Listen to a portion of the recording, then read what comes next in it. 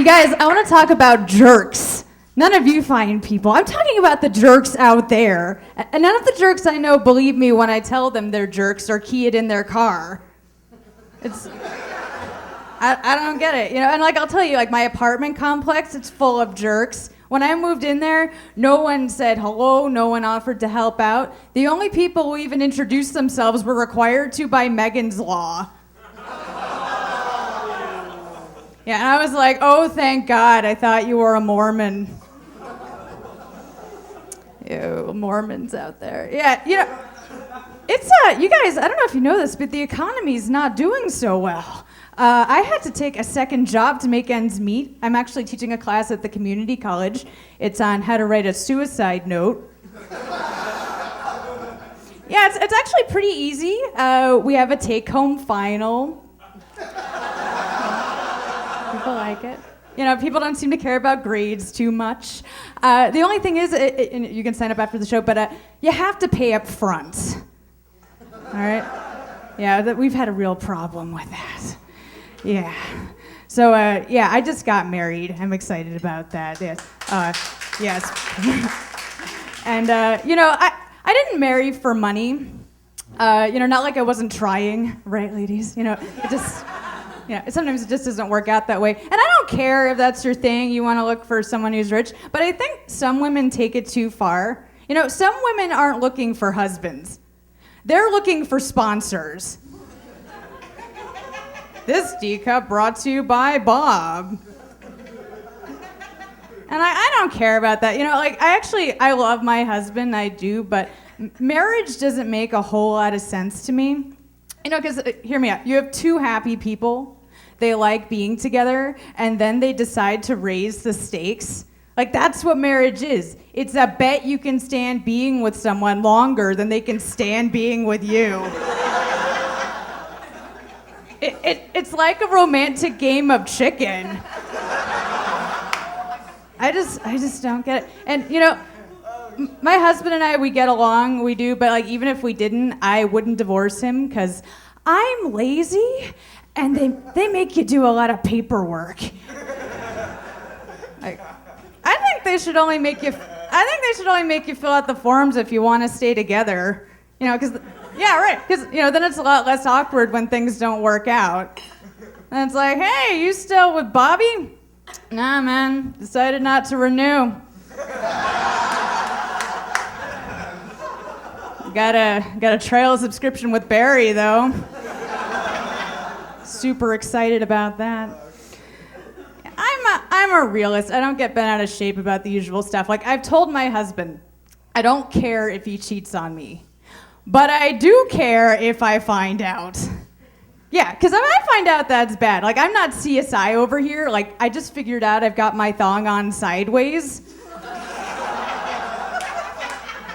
So, if he can't manage an affair without me knowing about it, how am I supposed to respect him? If he can't lie to me, I don't see how this is going to work. But, now I'm married, and I get along with my parents. I have a great relationship with them, but I'll tell you, it's bad if you're a pack rat, but it's even worse if your parents are, because then 20 years later, they try to give you back all the crap you made in the second grade. Do you know what I'm talking about? Yes,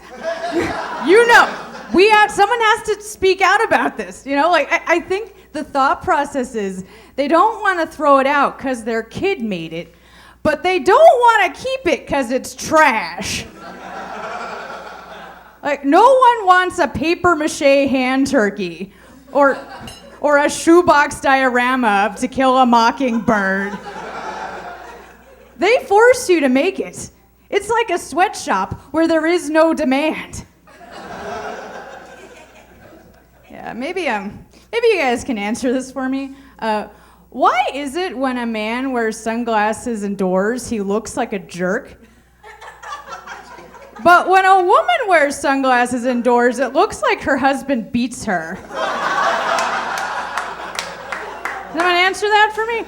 Yeah, this is a personal story for me. Because when I was a little girl, my mom fell down the stairs and gave herself 2 black eyes. True story, 2 black eyes. And that night she had to wear sunglasses to the PTA meeting. The next day the counselor brings me in her office and she said, honey, did your father punch your mother in the face? I said, no, of course not. And I know I didn't because he said he wouldn't do that anymore. Yeah, it's okay. I've been to therapy. Yeah. It's yeah. So my parents are giving me a lot of pressure to have children already, you know. And I think pregnancy looks interesting, you know, because you can eat whatever you want. You can wear your slippers in public.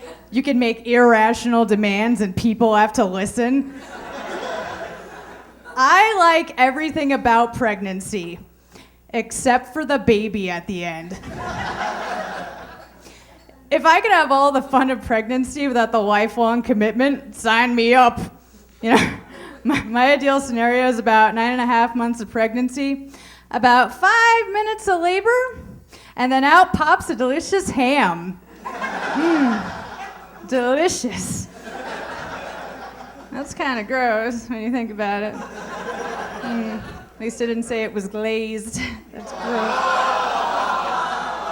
I didn't say it. You were thinking it.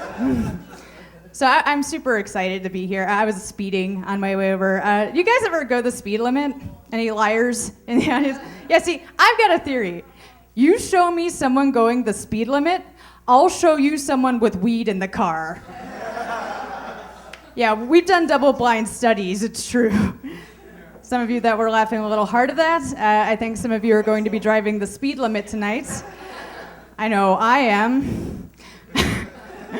But, you know, everyone knows weed's illegal. Don't smoke weed. But, you know, some of the things you can buy in this country, I just don't get. Like, have you heard of Nicorette gum? Nicorette gum, it's the gum you take when you want to kick the habit to cigarettes. But what they don't tell you is the gum itself is addictive.